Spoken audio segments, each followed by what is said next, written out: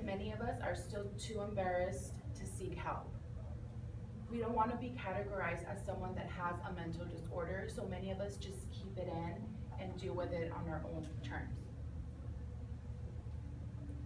Depression comes in many disguises. Just because one thing happened to one person doesn't necessarily mean it's going to happen to the next. There are different types of depression. For example, personally, I suffered from extreme sadness. That's the beginning stage of depression. I chose to seek help just because I didn't like how it made me feel.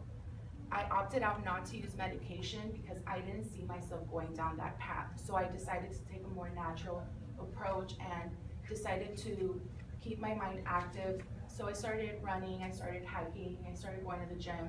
That helped my depression not be gone completely, but it helped with me trying to cope and deal with it. In the next few minutes, I'm going to inform you about what depression is, what are the risk factors, who it could possibly trigger, and treatment options. Depression is a mood disorder that you have persistent feeling of sadness and loss of interest.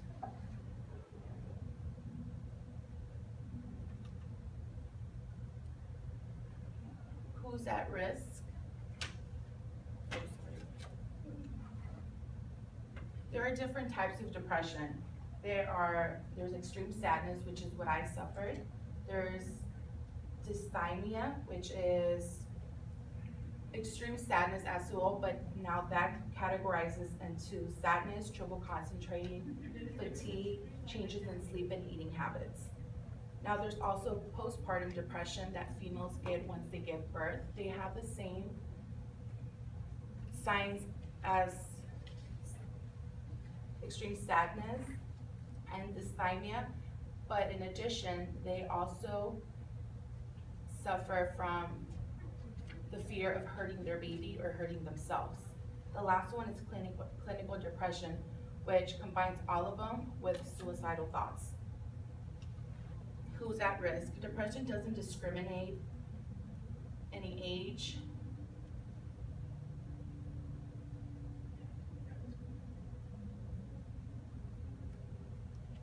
gender, social class. It could trigger any one of us.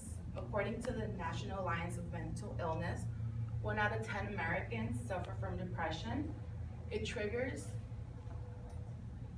people over the age of 50, even though females have a high percentage in suffering from depression. However, men have the highest percentage when it comes to suicidal rates due to depression.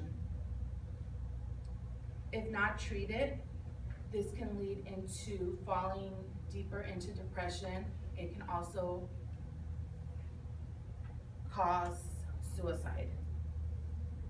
There are different types of depression. There's antidepressants, which the doctor will prescribe for you. It's a pill that you take and it changes your mood. You can also start keeping an active lifestyle. So when you exercise, it gives you endorphins, and endorphins keep you happy. So the more you exercise, the more endorphins you have, and the less time you have to worry about what's going on, what's making you sad. So to me, exercising helped, and I know a lot of people who cope with sadness by exercising. One of the plus things about exercising, it makes you feel good about yourself, and it also keeps you in shape.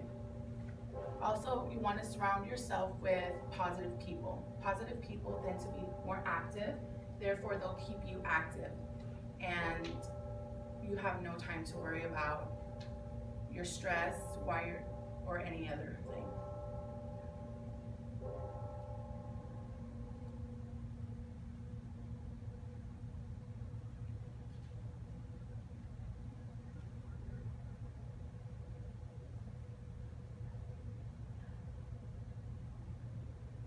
So I've taught you what depression is, the risk factors, who's at risk, and how to treat it. If you want to learn more about it, you can go to NAMI.org, and they will give you a list of different articles which you can research. Or if you know someone who's suffering from it, you can also direct them to the National Suicide Prevention Hotline. Okay? And we can all prevent depression, or we can all prevent from falling into depression by just keeping an active lifestyle. People don't choose to be depressed, but they do have a choice when it comes on how to deal with it.